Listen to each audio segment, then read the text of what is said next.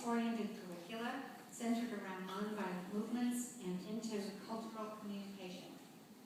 She spent a year serving in the military in Iraq.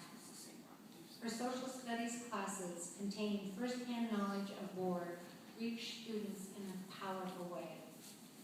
Her classroom teaching, school leadership, and community presence make her our Nobel Peace Laureate, Peace Teacher of the Year. Please help me welcome her.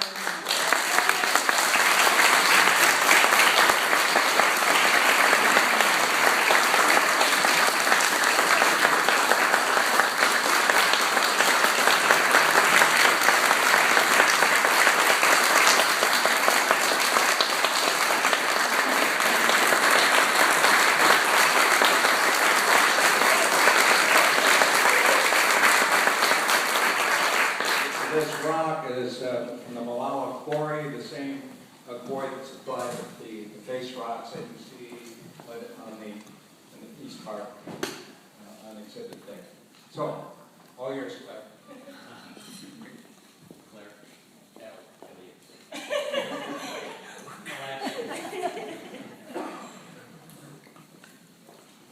Good evening. I want to thank John and the Nobel Peace Laureate Project Board for this incredible honor. I also want to thank my colleagues, my friends, and my family for their love and support. And I want to thank all of you for sharing and supporting your visions of peace.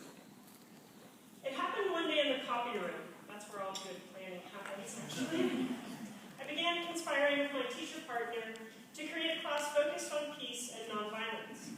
Instead of letting war serve as the organizing theme for our class, we agreed that to trace the chronology of the world through nonviolent movements. It was a powerful class that inspired sophisticated conversations about the nature of man and conflict and the possibilities for peace. My teaching partner and I were energized and intellectually challenged by this class, but there was always a bit of a shadow hanging over our planning for each successive year.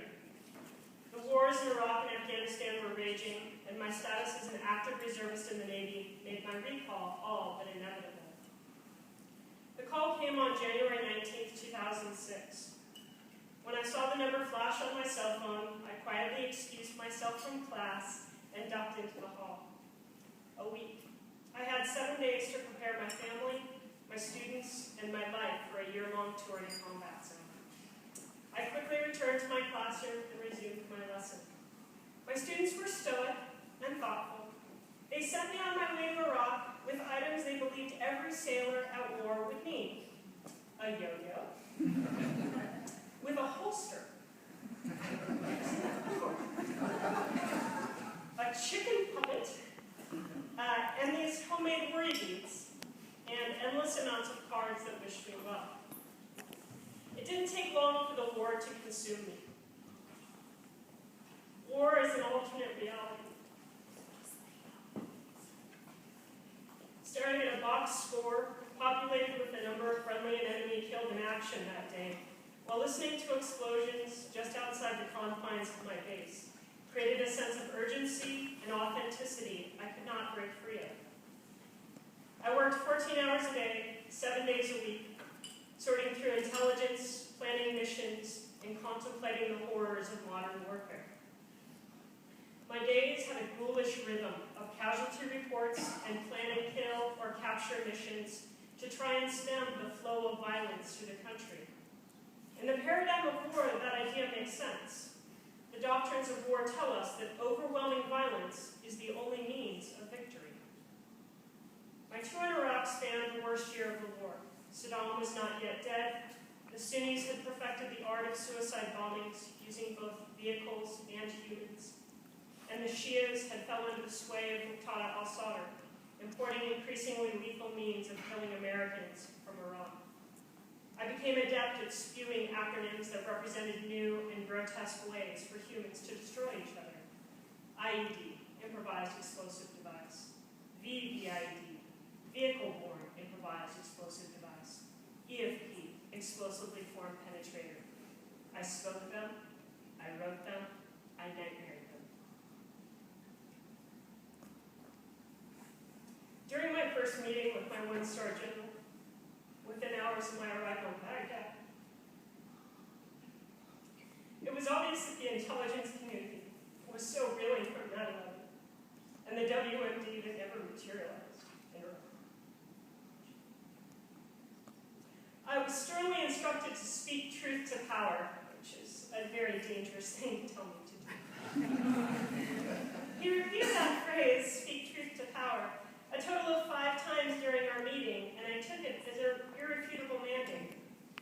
Twice a week, I found myself in front of Peter Corelli. He was the 3-star general in charge of Iraq when I was there. My briefs were filled with diagrams of insurgent networks and suggested human target lists. At the end of a brutal week of casualties, Corelli looked tired. As I finished my brief, he slowly took off his glasses and he stared me down. Finally, he spoke. Claire, when this war started, we were told there was no more than 20 or 30,000 people who would oppose us once we removed Saddam from power. Since 2003, we have killed or captured hundreds of thousands of people, and yet the violence perpetuates. How can this be? General Corelli knew the answer to his question.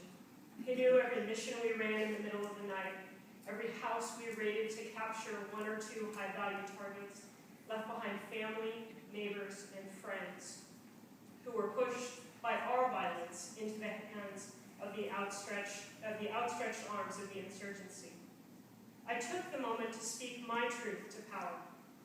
The fruit of overwhelming violence is only more violence and hatred, not victory. The fruit of overwhelming violence is only more violence and hatred, not victory. It doesn't make any sense until you start gardening.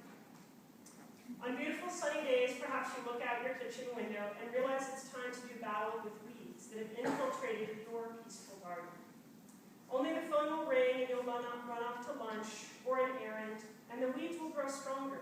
Their roots will reach further into your soil, and they will cleverly produce these little seeds that ensure their perpetual presence in your garden. Eventually, you'll do battle with them. Your gloved hands will attempt to rip them from the ground, but the seeds have been sown, and within weeks, you'll wonder why you even bothered. You fruitlessly battle with these garden insurgents. No amount of effort ensures victory over the weeds. The only way to reduce the number of weeds in your garden is to cultivate the soil and purposely plant something wonderful. To let the roots of a beautiful rose or a rhododendron take over where those weeds once ruled. So it is in the world. No amount of violence will ever rid us of the weeds of hatred. Only planting something beautiful can begin to turn the tide of war towards peace. Is there any hope in a world where we have drones, asymmetric warfare, kids who level up in Call of Duty before they can read fluently, and 24-hour news channels obsessed with murder and mayhem? I couldn't bear to get out of bed in the morning if there wasn't. First of all, there's my own garden. It suffered mightily from my years of drill weekends spent on a base in Seattle. A good portion of my backyard is in the hands of insurgent weed forces. Upon my retirement after 21 years of service in the Navy, our dear friend Jerry strolled into our garden bearing an olive tree. Because of his thoughtfulness, something beautiful now greets my gaze, and there's a few less weeds in the world. Second, there are the people who have entered my life as a result of this award. For many years, I felt like an isolated optimist, dreaming and teaching about war and peace.